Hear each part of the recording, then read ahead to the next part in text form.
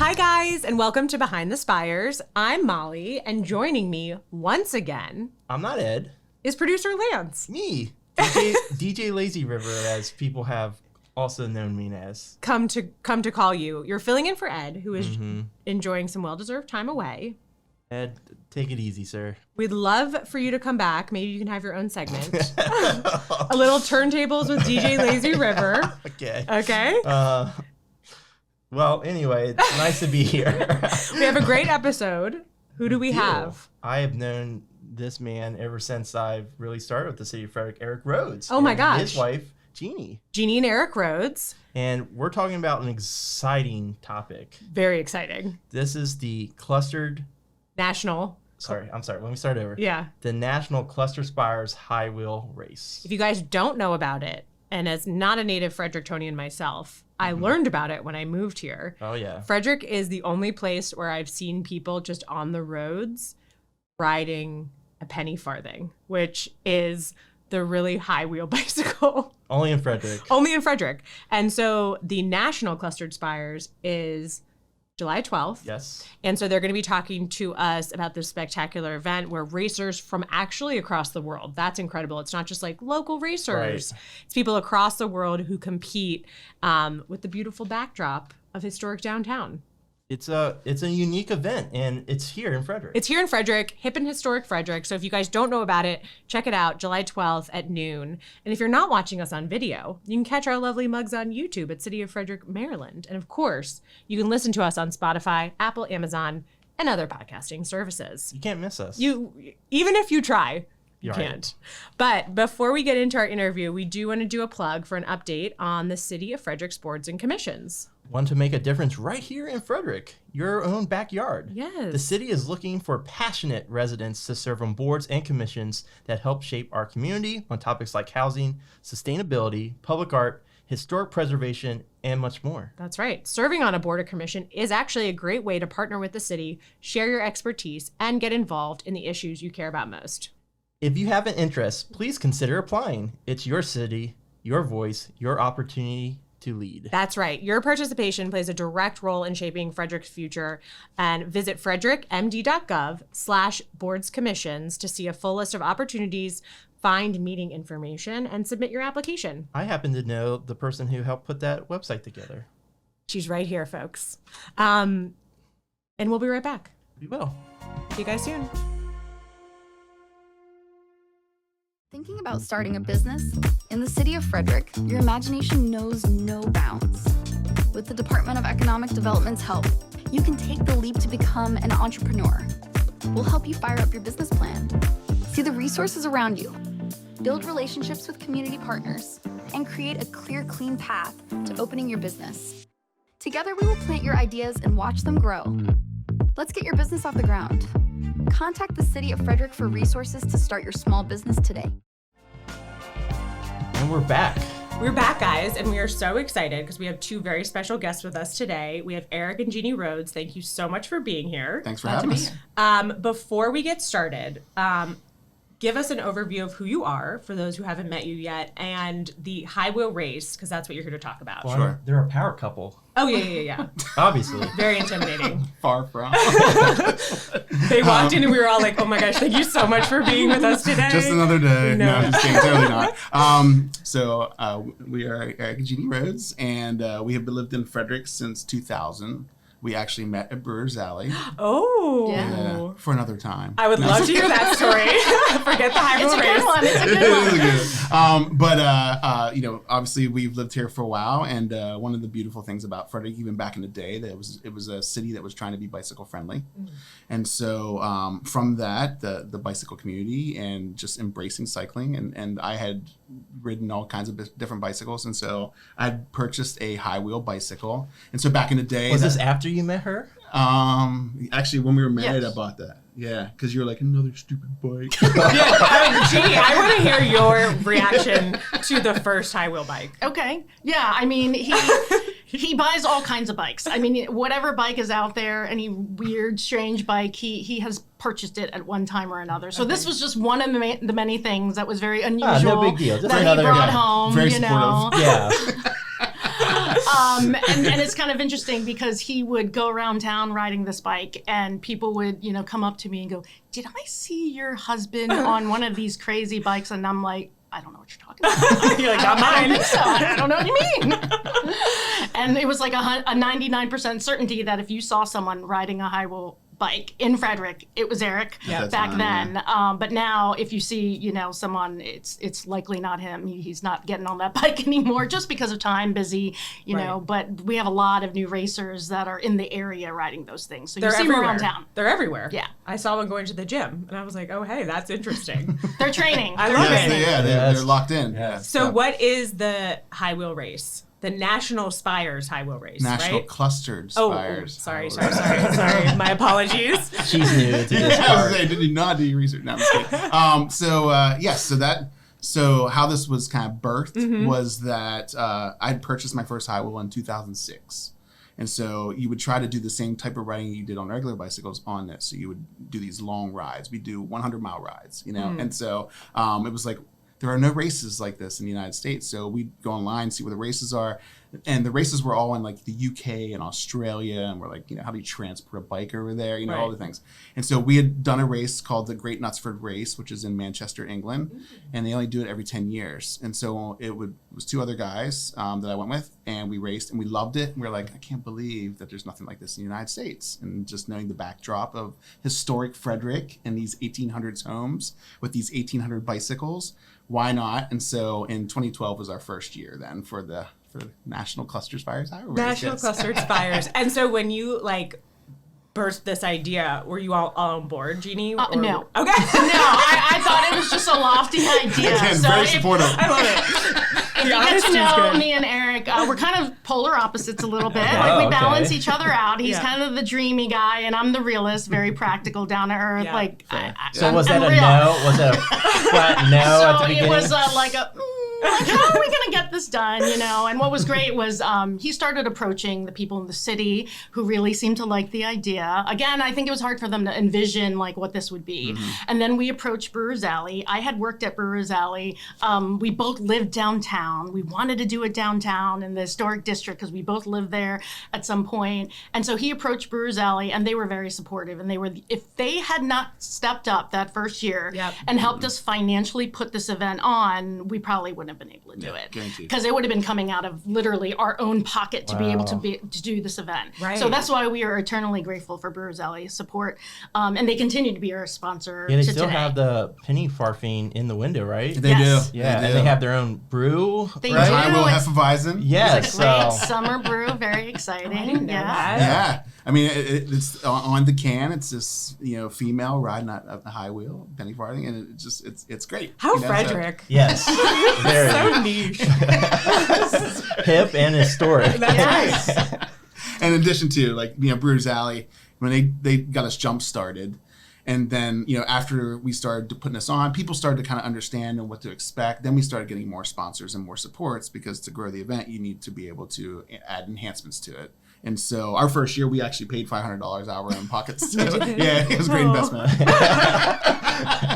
Which even fueled the love of this idea, right, for you, based on it came out of our pocket. She's so excited. Yes. But then, then Visit Frederick, then obviously you mentioned Hipton Historic. They, they really embraced the idea too because of tourism. And so it just has really blossomed and really taken off. So our first year we had 22 racers or something like that. Yeah, around there. And now Last year we had have 62. Yeah, Wow. now we have 55 this year. That was going to be my question. Yeah. Where did you And start? these aren't racers just here in Frederick. They're around the world, right? 100%. Oh, right. Yeah. This year, I think we have 10 new racers, which is great. We have about 15% new racers every year, which I think is great, because it's growing this family of racers. And we have people coming from Hollywood, Florida, Cincinnati, Ohio. We have someone coming from Anthony, New Mexico. So we've got people from all of the United States, and we even have people coming from overseas. We have some returning racers from England, Sweden, Puerto Rico, and Canada this year. What?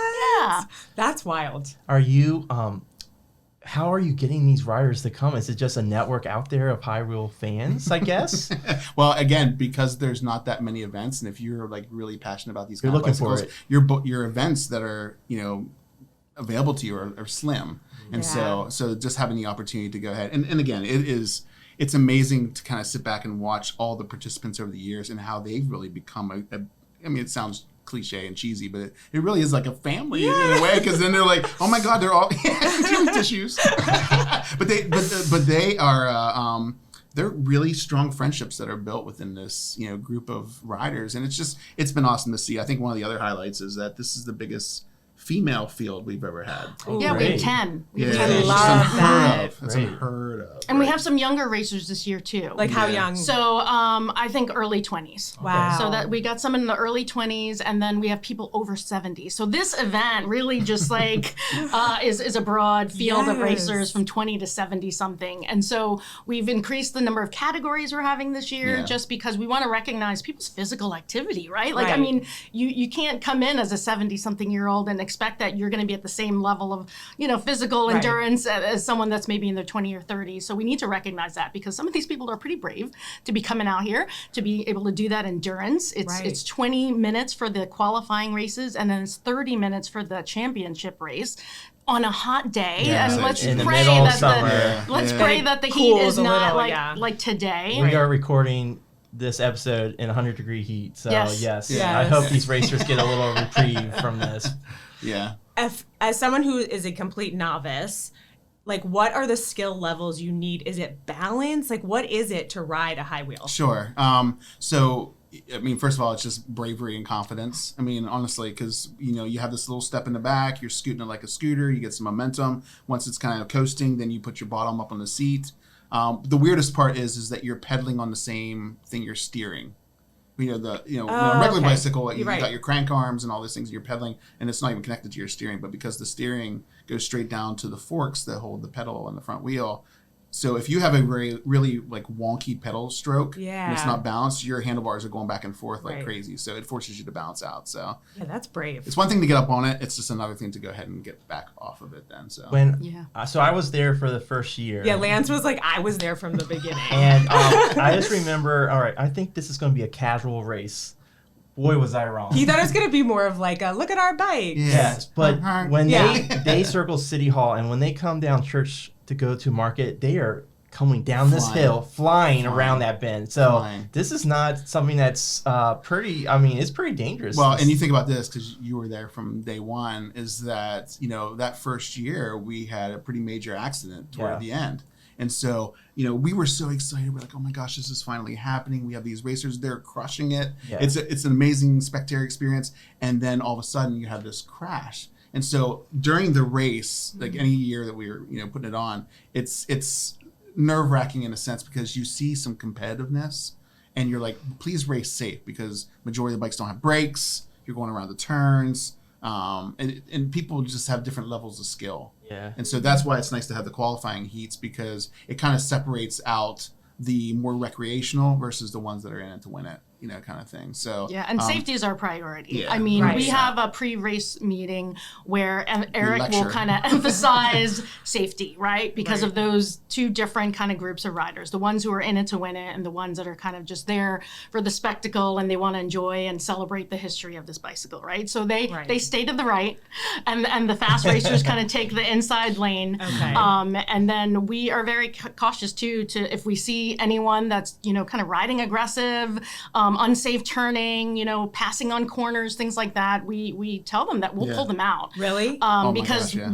we're all about having a very safe event and, Right. and a That's fun good. event, right? Like this is Yeah. a great fun event for families to come out to Frederick and just enjoy it. So the last thing we want to do is kind of have to deal with like a crash or whatever. And, we've had some in the past, and we've, again, by reiterating the safety, making sure that helmets are mandatory and things like that, we hope to continue to have safe races moving forward. That's really good to hear. I mean, you're gonna have crashes, right? In like Yeah. any bike race. But, potentially, but yeah. if you can avoid, If you you're can. not out. I mean, you're not breaking records. You're not, like Right. you can slow down a little bit and don't have to make your move right there on the corner. Right. I remember the one year it had over 1 million views on YouTube. There was a guy that had flipped over his handlebars, and then a guy went over and hit him, did a Superman over his handlebars, and then it was interesting. My parents watched Ridiculousness with Rob Dyrdek. It was on there? And they were like, know what bicycle they did. crashes. They always do these topics. Frederick and, was on there? And I was like, Wow. oh my gosh. Here we are. They featured our crash. Yes. they featured our crash. And they're like, on where the is show. this? This must be in Belgium or something. Like, No, no, Frederick. no, Rob. Yeah. So anyway, yeah. So it got a lot of traction. The crashes, we hate to see it, but Yeah, we hate it. I know people look forward to that in the competitiveness, but if you come down to these races, you're seeing people with fake mustaches. You're seeing the cowbells. Yeah. I mean, it's an Yeah. atmosphere you've created. Yeah, there. I mean that's the goal, right? I mean, you think about for those who haven't come, or even if you have, like that the fact that Downtown Partnerships sponsors a lawn party in the center in City Hall, you know, and provide food and drinks and a great place to spectate.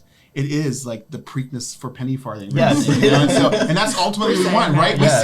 We see these people wearing these like the little wearing the little lacy umbrellas and just very yes, with Victorian-esque. the gloves, like the Yeah, really short that gloves. you were wearing last weekend. Yeah, Yes. and so, but it was, you know, to have that Victorian-esque vibe with like the mustaches and Yeah, stuff. I that's mean, that's cool. just cool. And then, you know, the fact that people embrace it, and Frederick is just that's what really motivates Jeanne and me to really continue to put this on. So for those who haven't been yet, like what can they expect? Like they get into downtown Frederick, like you have a couple, like talk us through it. So I think the first thing they're going to be struck by is just like the bicycles just kind of whizzing by. And Okay. like if you haven't seen one of these, they're amazing just on its own. But Right. then to see them en masse, you know, where you've got 55 on a road, like circling around. So, I mean, the roads close down at 11 and then they're just circling, kind of getting a feel for the lay of the race course. Yeah. And so just kind of when people show up around that time, it's exciting because you see them whizzing by and then you start kind of like looking at who's your favorite racers, right? And so I think the best part about like the families, they don't know anyone who's racing, but they start to kind of pick their favorite. Yeah. Either Based by on like look. yeah, Yeah. their Yes. look, their outfit, or some of them just Their go and facial talk expressions. to them. Yeah. Like we hear Oh. that a lot of the racers just go and talk to the people in the crowd and, you know, talk to the kids and then their kids start to pick and cheer for them. And it's just funny how people just gravitate towards certain racers and then they will cheer for them year after year even too. Really? They give them nicknames and then they start cheering year after year for certain racers. And so they don't know them, but like what we like to do each year for our event too is like as part of the commentary, because Eric and I MC the event Yeah. as well on the street, on Market Street. So if you watch the race on the street at Market, you'll hear us tell stories and things like that about each one of the racers. And that also gives people a glimpse to the people behind these bikes, right? Because it's such a gamut of people that like come to race this event. But then if you spectate from another part, you're getting a totally different vibe. It's not as maybe exciting as the, you know, the start finish line, because you're hearing commentary about Eric will talk a little bit about race strategy and he'll talk a little bit about who's moving forward Right. and who's winning and leading. times and stuff. Where sometimes it's hard to tell, right? Like you just see him whizzing by Right. and you don't really know what's going on.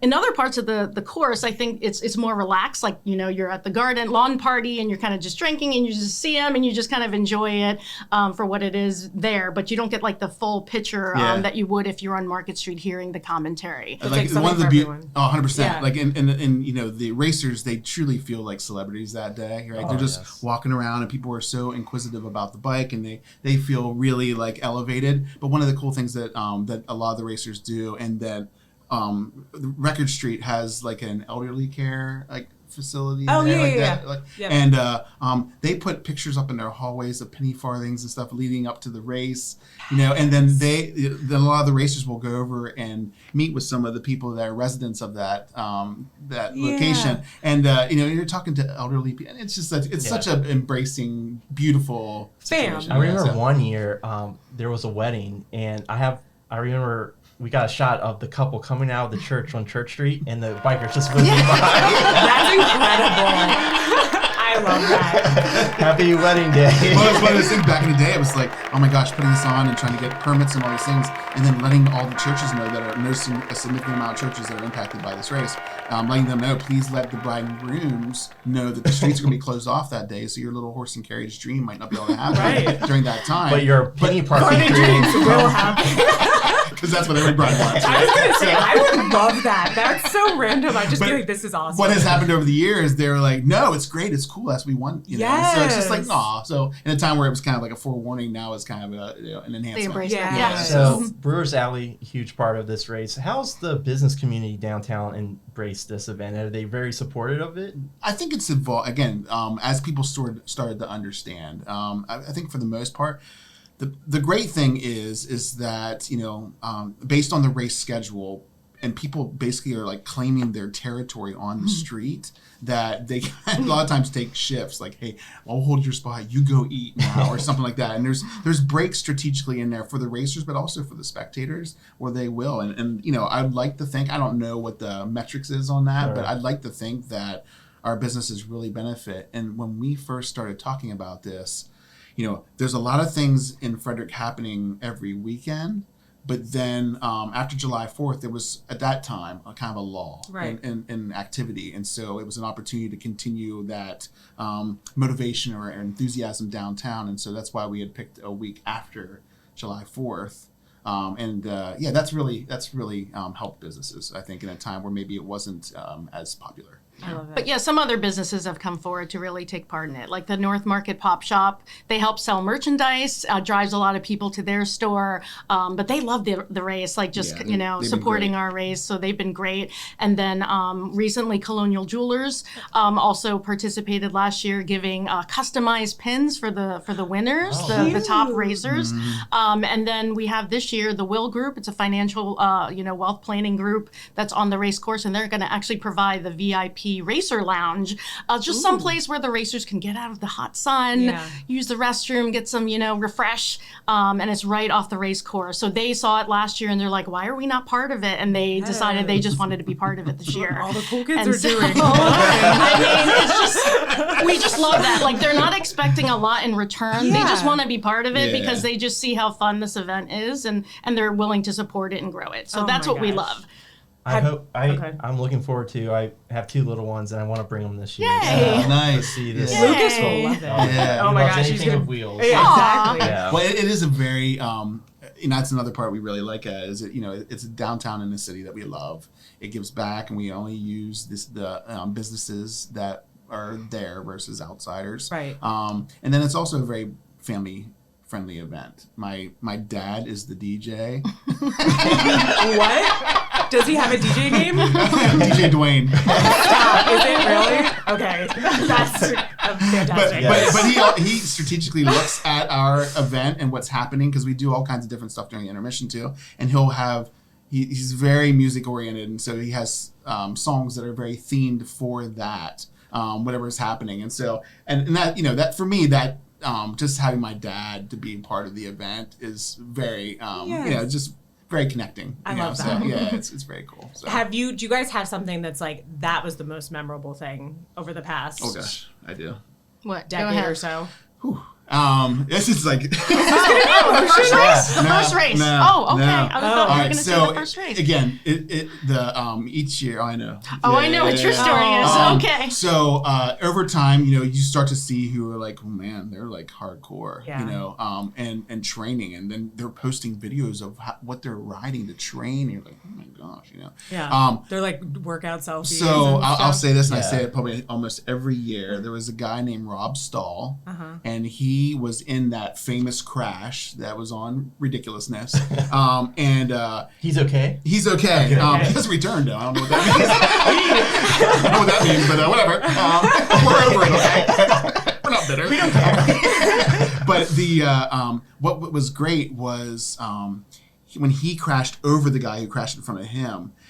He was mangled up a little bit. His bike was really like not the best.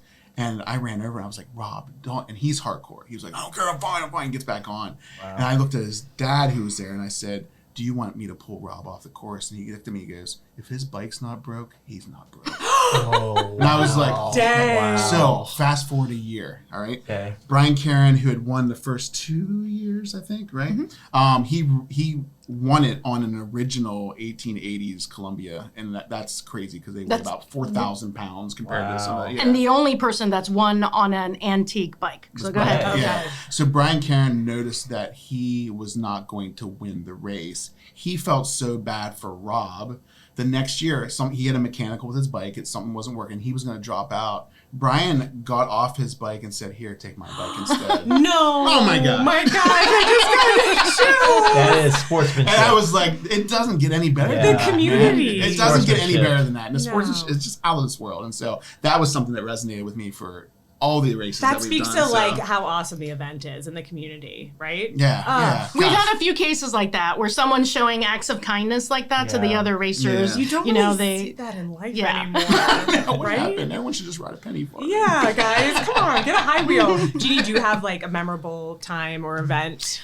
I'm just going back to the first race where we had Greg LeMond at that race. And so that was just like a special thing for him. That was his like idol growing up. Yeah. And so to have him there Frederick. and he was fearless. Like he had been on it once, like maybe he tried riding it once even right recently. before that. Yeah. Right before the race, he got on it in the parking lot and but then He just did it? he just got on. Yeah. Oh, okay. Yeah, like right Normal. before the race. Yeah. And Totally then normal. he did like the victory lap after the race with all the other racers. So gosh. we have some You were great there too. pictures. Oh, You were gosh. riding. You were riding. So Riding good. alongside Tour de France winner, and all of like the racers that year were like just awestruck by Greg LeMond, and so I think that was just a kind of a really cool way to start the event. My first cycling book that I ever purchased was in high school. Well, actually, my high school social studies teacher gave it to me, and it was basically a biography on Greg LeMond. So I would read this, and then over the years you'd watch, and I'm like, oh my gosh, My he's idol at is our here. event right now. Yes. And one of the things that always I'll remember is that he had said to Jeannie and me, he said,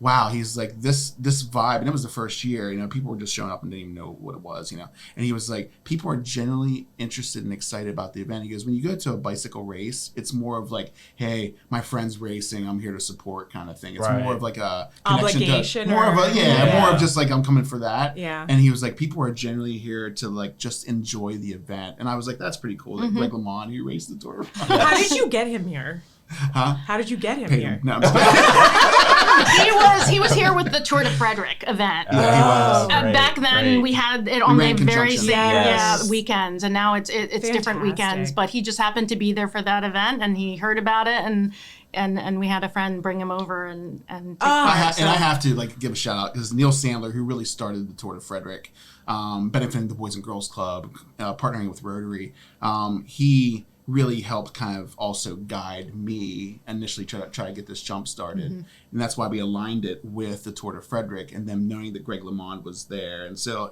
big shout out to Neil Sandler too, just for able to kind of get us jump started in that. And so, yeah, it's the coolest. It's pretty neat. We'd love to talk to you a lot longer, but we gotta wrap this up I get soon. it. But real quick, any way that other people can get involved with this big event? Any volunteer opportunities you want to plug? Big Well, I mean, spectators. we actually, I think, are good with volunteers this year, but you can always send a message to us. It's highwillrace at gmail.com if you want to be a volunteer in the future. But just come out to the event and enjoy it. One new thing that we'll have this year is that if your kids, for example, are going to be coming, we're going to have a bike stand set up where someone can actually sit on one of these bikes. Nice. I'm And coming. it'll like Pedal. freeze, and Pedal. you can actually pedal and feel what it's like to be on it. It's going to be a cool. little photo booth, Yeah. so everyone can kind of Perfect. get a feel of what it's like to be on one of them, because you don't really know until you actually sit atop and see how kind of scary it can be I for really these racers. want to Yeah. do it. So we have one of those this year, so that Great. we think will be a good attraction for And not to people. underestimate where your child is with graying facial hair, but we will. There will also be people going around to go ahead and draw mustaches on people. Yes. You're like, where's he going with this?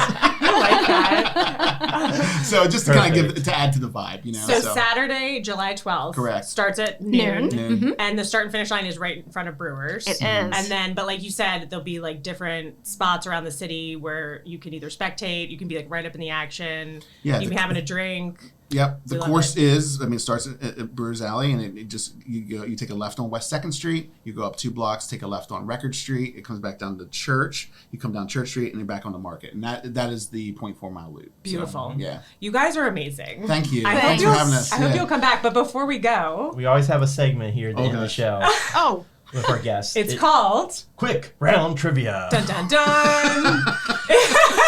And This is where we show how unintelligent you are. No, I already know you're gonna get them speak all. for yourself, Mister. Oh. and Molly's original co-host here, Ed, would be here. He would ask you to take hot sauce to. But we're not gonna do that. Oh no! Thank you. Every time he brings it out, I'm like, no, you don't have to do it. All right, first Oh, gosh. question. Of course, you already mentioned Greg LeMond.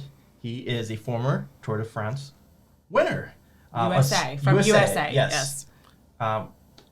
Lance Armstrong, Floyd Landis aside, who is the other official U.S. winner of the Tour de France? It's a tricky one. George Hincapie. What I have.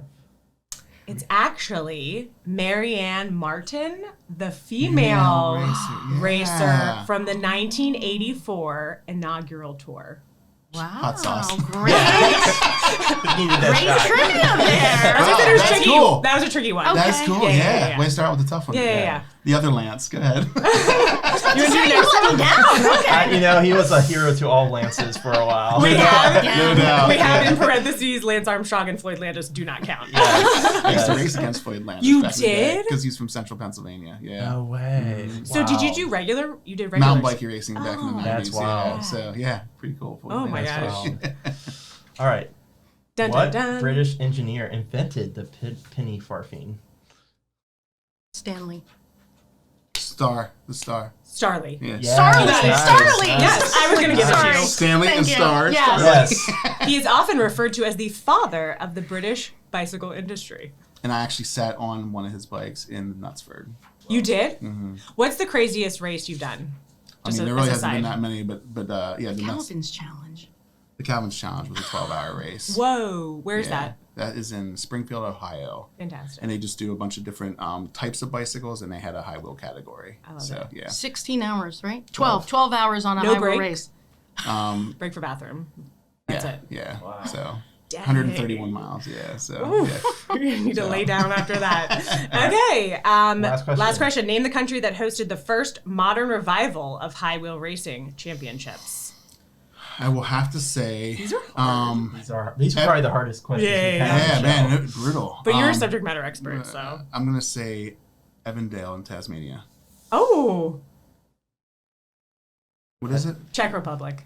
In the Czech Republic? Yeah. You think that's true?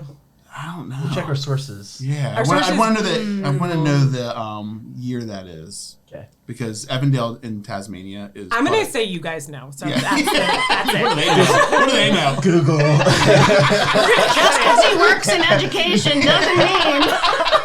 Face. Very smart. All right, we say you passed the trivia. Yes. Man, again, low standard. Yes. No. Eric and Jeannie, thank you so much for being Thanks with for us. having Thank you. us. Everyone, go check out the National Clustered Spires High Wheel Race, July 12th, starting at noon. And check out Frederick's Power Couple. while you're Yeah, they're very, very cool. I want to be like them, and we'll be right back. Bye, guys. Thank you. Today is a celebration of progress, partnership, and purpose. We're here to officially kick off a transformational renovation. This effort here is just speaks to the shared commitment to the future of baseball here in Frederick. It's far more than the bricks and mortar. This is all about community. This investment enables, or ensures rather, that this beloved ballpark continues to serve the community while creating economic development opportunities and elevating Maryland as a sports tourism destination for many years to come. There are only so many cities in America that get to say that they are the home to a professional baseball team, and Frederick is on that list. It's about shared experiences and quality of life that really bring people together. This ballpark has been a cornerstone of our community for 3 decades, and the renovations will ensure it remains so. This is a project that's going to pay off in dividends for many, many years to come. And we're back, guys. That was an amazing interview. Yeah. I really, really liked Eric and Jeannie. Like I said, they're a power couple, and you can see why. No, like, absolutely. I was like, do you guys want to hang around and just get some dinner after this or what? They probably would have said yes. Yeah. So everyone, please remember the National Clustered Spires event is July 12th, and the welcome and the races start at noon. Right. And it's fun for the whole family. It is very unique, very Frederick. Yes. It's something you just need to have on your bucket list. Yes. And I believe they said that the registration for racers is actually still open until July 5th. And they already had, what, 55 racers? 55 racers. That's amazing. I know. That's awesome. And I hope they still do this. They had something called like penny stacking or something where they have all the racers wheel to wheel to wheel to wheel, and they're just stacked up. Oh, I saw that because I saw a Yeah. picture of it, and it was like a sweet picture. That is a cool experience just to see that too. Oh, man. I love Frederick. Okay, guys, it's summer season, so that means big happenings in the city of Frederick. And to help highlight some of the city, county, and downtown Frederick events, just like the one we just talked about, we created an events page on our website where we list some information for residents. You can find that at frederickmd.gov/events. And so that comes out, monthly. So we did our June, it was our inaugural month, and we're going to be uploading our July soon. I will race. Oh, it's already on. I've already got a list going. Don't worry. Great. Yeah. Man, I don't know about you, but it's finally summer. It's hot out there. It's too hot out there, I'm quite feeling frankly. the heat. Yeah. And extreme temperatures aren't just uncomfortable.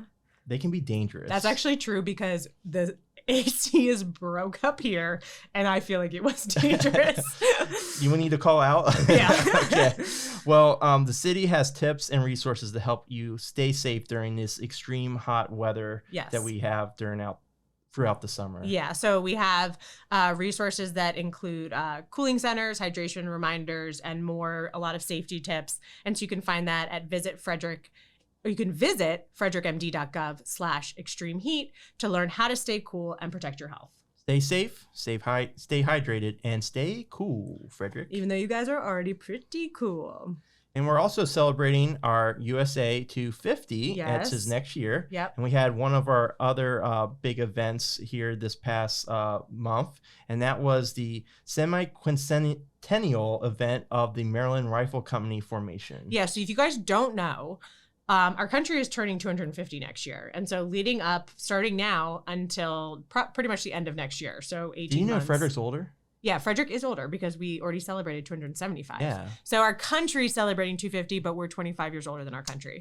So we did the Maryland Rifle Company event, and we're super proud to join communities across the nation to celebrate our 250th anniversary. We've also created a page on our website where you can check out local events, programs, and partnerships commemorating this milestone in American history. And you can find that at frederickmd.gov/USA250.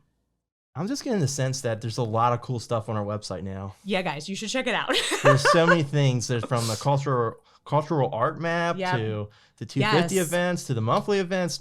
Yeah, you're going to be hearing from one of our upcoming episodes is with Layla, and she's going to be talking about the cultural asset map and everything that's on the website right now.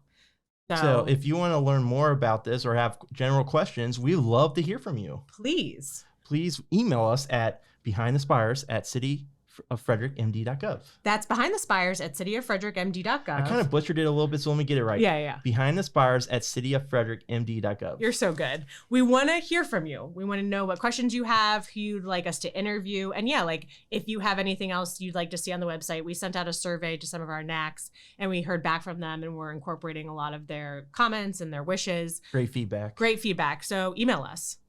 And remember to like and subscribe to us on Spotify, Apple, Amazon, and YouTube. And before we dip back behind the spires, and before Ed takes his rifle spot here on set, we ask for a teeny tiny a little favor, a tiny favor. Yeah. Tell your friends about your time here with us, and if you get a chance, give a simple 5-star review.